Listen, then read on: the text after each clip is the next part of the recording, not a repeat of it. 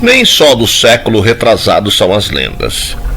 Direto dos anos 1990, das cidades da Grande São Paulo, o palhaço da Kombi continua povoando o imaginário e o temor de muitas pessoas.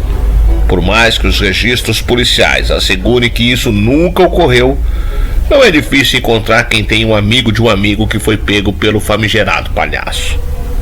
Diz a lenda que em esquinas e locais de grande fluxo de crianças fica uma Kombi, normalmente branca ou azul, com pelo menos um palhaço, que com brincadeiras, doces, pipoca ou mesmo balões coloridos, atrai as crianças e até jovens e adultos para a Kombi, onde entram e passam por terríveis experiências. Alguns jamais são encontrados novamente.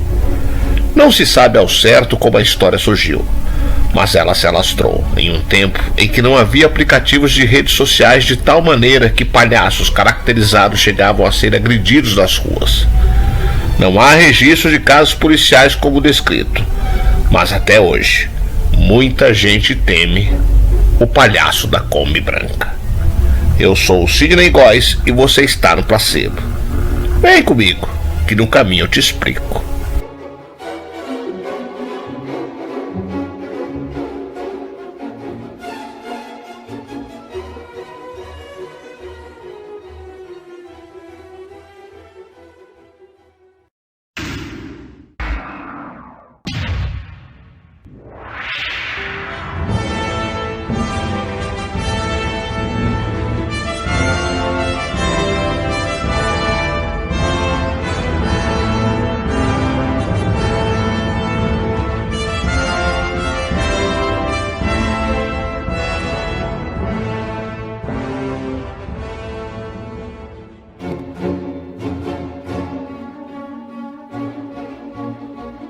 Embora vinculado aos circos, o palhaço pode atuar também em espetáculos abertos, em teatro, em programas de televisão ou em qualquer outro ambiente.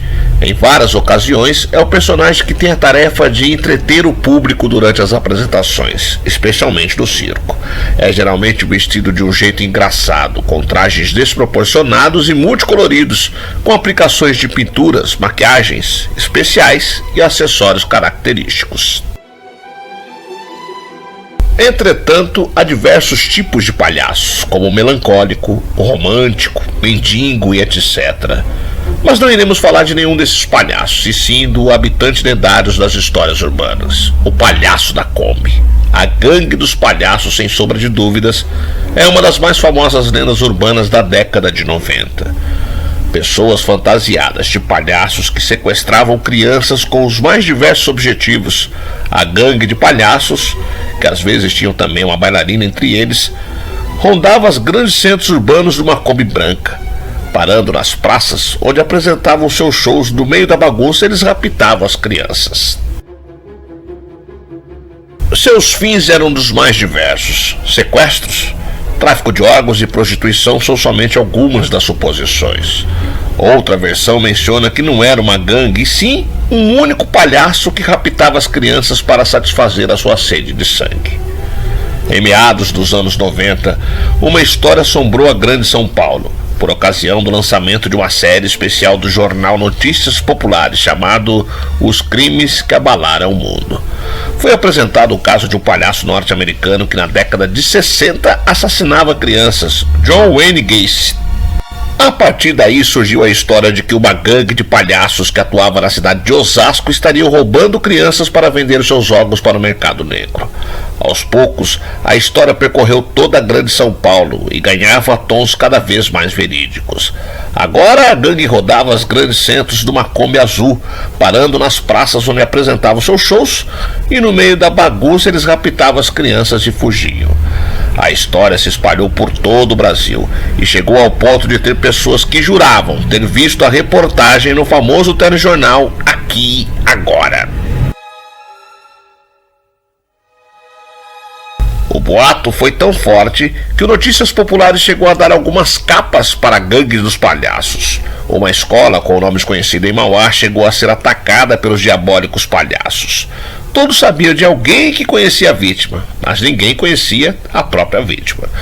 Uma das perguntas é: como uma Kombi azul, dirigida por um palhaço e uma bailarina, passa despercebida bem na hora mais movimentada de uma escola pública e não chama a atenção da polícia? Nos anos 90, depois da publicação dos crimes que abalaram o mundo, o jornal Notícias Populares acompanhou a investigação sobre o suposto bando, formado por um negro e uma loira, que estavam apavorando São Paulo.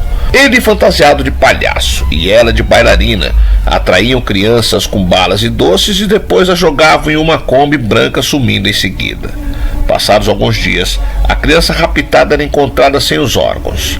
Outra característica é que os criminosos escolhiam as vítimas sempre em frente às escolas. As reportagens sobre o grupo que ficou conhecido como a Gangue do Palhaço foram publicadas no NP entre os dias 20 de maio e 5 de junho de 1995. E nesses 15 dias, o caso teve grande repercussão, mesmo com o jornal sempre deixando bem claro em suas páginas que o assunto não passava de boato. Tudo começou por causa de Aline, uma menina de 11 anos da cidade de Carapicuíba, Grande São Paulo, que estava desaparecida desde o dia 31 de março daquele ano. A partir daí, o boato de que ela teria sido vítima da Gangue do Palhaço se espalhou pelo estado. Moradores da cidade de Tiradentes, da zona leste da capital, do Capão Redondo, na zona sul, e do município de Osasco, por exemplo, já não deixavam mais seus filhos irem sozinhos à escola.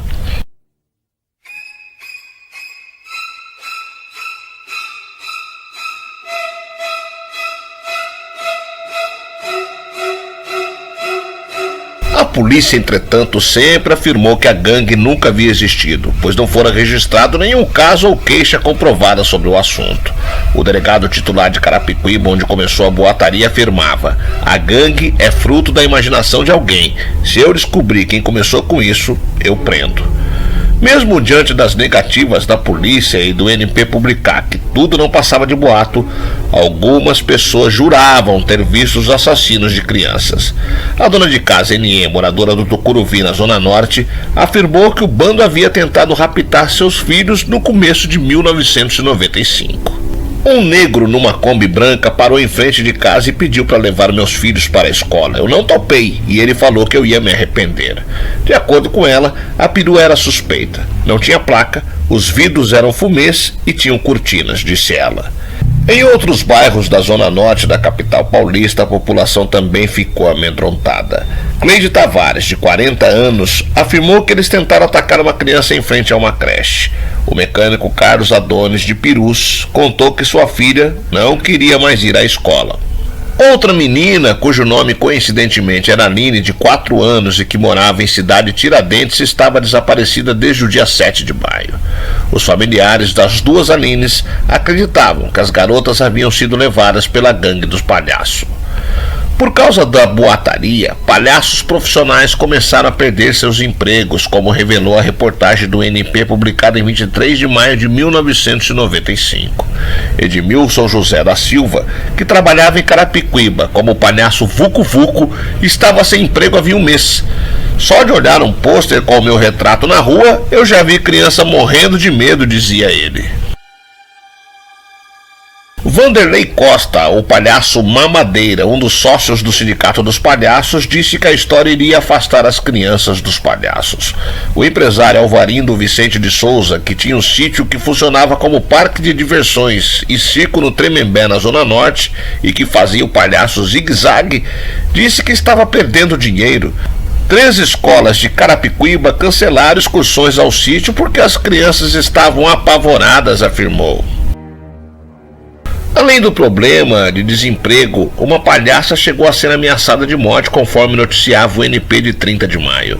Os palhaços Solange e Benedito, que ensinavam Maria Pipoca e Tatupim, respectivamente, tiveram a vida em risco e ameaças feitas pela população. O casal era xingado cada vez que saía de casa. Em uma ocasião, os dois foram denunciados à rota por um taxista e acabaram na delegacia. Outro dia usei um batom 24 horas e saí na rua. Muita gente me olhou torto e nunca senti tanto medo na minha vida, contou Solange. Robson Martins, da companhia Tulim Pimpim, voltava com sua Kombi pela rodovia dos Bandeirantes, acompanhado de Ricardo Galdeano, vestido de palhaço, e Silvia Martins, fantasiada de bailarina. Robson relatou: na saída para Marginal Pinheiros, um cara que estava num corcel branco e se dizia policial nos obrigou a parar e nos ameaçou com uma arma. José Calazans de Oliveira, o palhaço cheirosinho, passou um apuro com o próprio filho Edmárcio, então com 12 anos. Ele veio me perguntar se eu estava roubando crianças. O medo de ataques da gangue do palhaço fez com que escolas de Carapicuíba começassem a colocar seguranças para proteger as crianças, como informou o NP em 25 de maio. No dia 27, o jornal publicou que o boato da gangue estava apavorando o interior e o litoral do estado. Os moradores do interior, na cidade de São Roque, estavam amedrontados com um bando que sequestravam crianças para tirar os órgãos.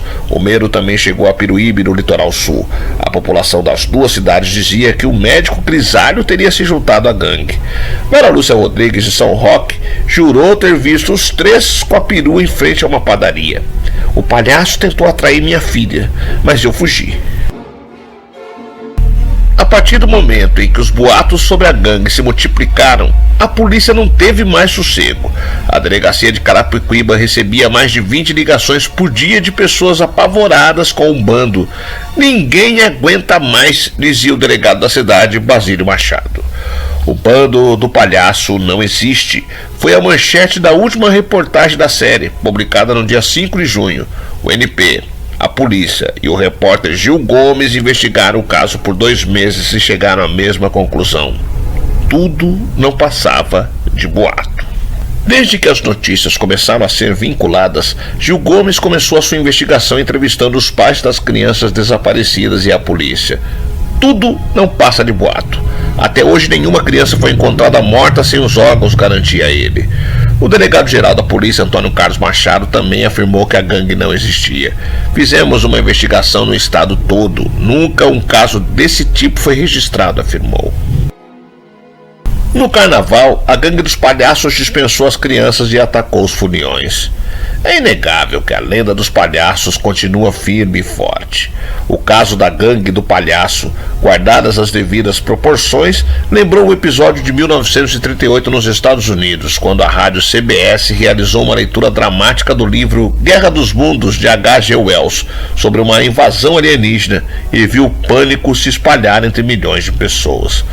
Em São Paulo, mesmo com os constantes informes do NP de que a gangue não existia, os relatos sobre a trupe do palhaço mostraram o quão perigoso um boato pode ser, a ponto de causar desemprego, despertar violência e colocar vidas de pessoas em risco.